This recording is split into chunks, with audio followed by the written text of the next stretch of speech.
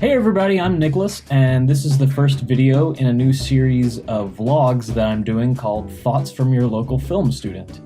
And so for this first video, I wanted to do a little talk about turning books into movies, which is a pretty interesting topic when it comes to filmmaking, and it's one that I often get a lot of questions about. So this video is based on a project I did in high school for my AP literature class. So I guess you could say that this video is an adaptation about adaptations, and it's pretty cool. So the reason I decided to go for this topic is because I love movies, I love films, I'm a film student. But the problem I always had was when people would come up to me and say things like, the book is always better than the movie, and would make really radical generalizations like that. I just thought that was wrong. So what I did with this project is I picked 3 different books to read that have movie adaptations, and I used them all as a case study. And for my original project, I created movie posters and book covers to illustrate the differences between the book and the movie, and I'm going to use them in this video so you can see that. So the first thing I want to say is that people tend to think that with movies that are adaptations of books, they usually like to imagine the director, the screenwriter, and all the different producers. They like to imagine them as just reading the book once and then blindly trying to recreate that in a screenplay form. They think that they just leave stuff out because they forgot it or because they just tried to do it and failed or something. And I'm here to tell you that that is not the case. Usually if a screenwriter or director is passionate about what they want to make, they're going to go to a lot of trouble to make it.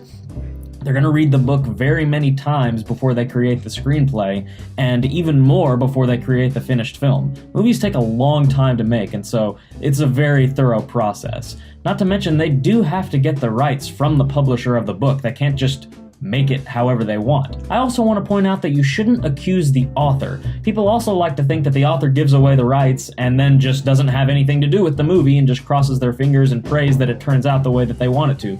But that's not true at all. Usually the author is involved with the creation of the movie. That's an adaptation of their work. And for good reason. I mean, I know if I wrote a book that was going to be turned into a movie, I would want it to be good. I want to be there for every minute of that production. And you can even see this process in the 2013 film Saving Mr. Banks, in which P.L. Travers comes to the Disney Studios in order to oversee the pre-production of the film adaptation of Mary Poppins. So sometimes the author serves as a producer or an executive producer, and this is the case with Suzanne Collins in the Hunger Games movies. If you read the credits, you'll notice she's credited as an executive producer. So usually the author serves as a position like this, but more often than you think, the author actually writes the adapted screenplay for the movie, and this is the case with Suzanne Collins as well, and she had a couple other screenwriters to help her out. And just for the sake of another example, Roald Dahl also did this with Willy Wonka and the Chocolate Factory. Although it was controversial because afterwards, another screenwriter edited it without letting him know, and anyway, that's kind of a gray area. We won't get into that. But one other thing that I want to point out before we get into the meat of this is the commercialism of it all. Usually the movies people cite as being disappointing compared to the book are current commercial books.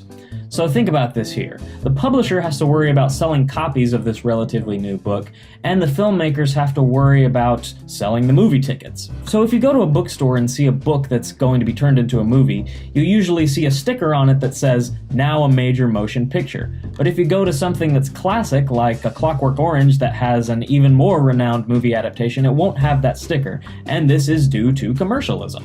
Often the plot points and details are deliberately changed in the adaptation to give viewers a selling point for the book. So now, let's get into the real meat of this. I want to point out that books and movies are separate art forms, and that's the first thing you should understand before I get into these different adaptation methods. All art forms are experiential, and they're supposed to give you some sort of experience. And you could argue that that's the essence of art. But the experience they all give you is something different. If you watch a movie, if you read a book, if you see a play, if you look at a painting, if you see someone dancing, you're going to get a different experience from all of those, and that's because they're different art forms. The problem is that people want to compare the experience they get from reading a book to that which they get from watching a movie, and vice versa. Which is wrong. They're 2 separate art forms. You shouldn't do that. So, when I look at adapting books into movies, I like to think that there are 3 adaptation methods, and this is what I discovered in my case studies for my project. I read The Maltese Falcon by Dashiell Hammett, Do Androids Dream of Electric Sheep by Philip K. Dick, and The Shining by Stephen King, all of which have very renowned movie adaptations. And all of the movie adaptations are very different. So with the Maltese Falcon, I found what I call the translation method. This is the most common method of turning a book into a movie, and it's the one that people have usually come to expect. This means that the screenwriter and director sit down, read the book, and then try to recreate that experience in their film, exactly as it happens in the book. Same plot points, same characters, same themes, same style, same everything. Like I said, this is the most common, this is what people have come to expect. So what results are two stories that may look pretty different, but have usually all the same elements. So if you take a look at my two designs for the Maltese Falcon, you can see that they contain all of the same elements and are generally in the same style. What you will notice though is that one is clearly a book and one is clearly a movie, which should be evident. So moving on to the next adaptation method, which I like to call the inspiration method, and this is what I found in Do Androids Dream of Electric Sheep. Here, the book merely serves as an inspiration for the film, as with the film Blade Runner. That movie is inspired by Philip K. Dick's novel Do Androids Dream of Electric Sheep. In this case, the theme of the story and a few other elements like the character names and the setting and maybe the style, all that usually remains the same, but that style and the plot may differ greatly. So take a look at my two designs here. As you can see, they're very different from one another, and this is usually the case with the inspiration method. But what you will notice that they have in common is the theme. What really makes us human? This is what really ties the two together, and if it weren't for that, you almost couldn't tell that one was based on the other.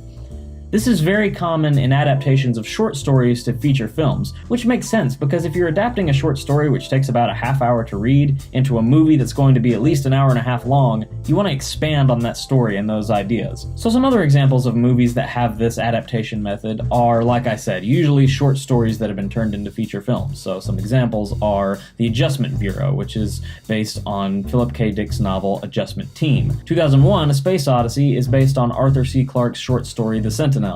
But then he turned 2001 into a novel, and I guess he just came full circle with that one. The Curious Case of Benjamin Button, written by F. Scott Fitzgerald, was turned into a movie of the same name, and Who Censored Roger Rabbit by Gary K. Wolfe was turned into Who Framed Roger Rabbit, directed by Robert Zemeckis. And as you can hopefully tell by those examples, usually the big giveaway for a movie that's been adapted via the inspiration method is the title. Usually the title of the movie is different from that of its source material. So finally, I read and watched The Shining and discovered what I call the legendary method of adaptation.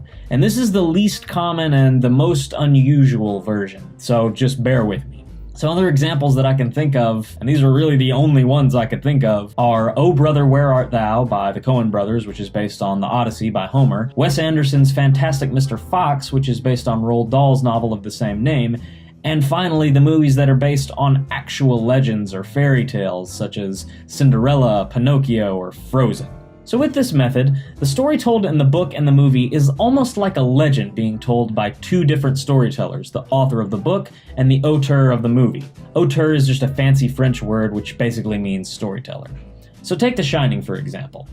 In The Shining, we have the general storyline of the Torrances going to the Overlook Hotel to keep it for the winter. Danny, the boy, has some sort of psychic power, and over the course of their living there, Jack, the dad, goes insane and wants to kill everybody. Sorry, spoiler alert there, I guess. But anyway, as you can see, usually the characters and the general plot line are the same, but the style and the specific instances change dramatically. So take a look at my two designs here. As you can see, they have the same design setup, which represents the legendary story in both. But other than that, there's not a lot in common. And this was very controversial when The Shining was first made. People didn't like it because it was so different from the book, and Stephen King was heading the army of haters. But the fact of the matter is, usually when people are disappointed with movies of this kind, it's because they were expecting the translation method and didn't get it. Which brings us to my conclusion. Don't expect the translation method. Books do not equal movies. Like I said before, the main problem is that most people expect the film to recreate the same experience that the book created for them, and when it fails to do this, they get mad. But they shouldn't, because when the film fails to do this, it's only because it's a separate art form, not because it tried and failed. So, with the idea that they're two separate art forms, this is the example that I usually like to give. Think of a tree in a forest. Now, a painter goes out to that forest and paints the tree. A week later, a photographer goes out to that exact same tree and takes pictures of it. Now, one of the photographer's photographs and one of the painter's paintings are hung right next to each other in an art museum. But you wouldn't judge one based on the other because they're two separate art forms. Even though they're the same material, they're different. So that concludes this first video on Thoughts from Your Local Film Student. I hope it was insightful and I hope you got something out of it, and most of all, I hope you enjoyed. Stay tuned for next month's video and I'll see you then. Bye, folks.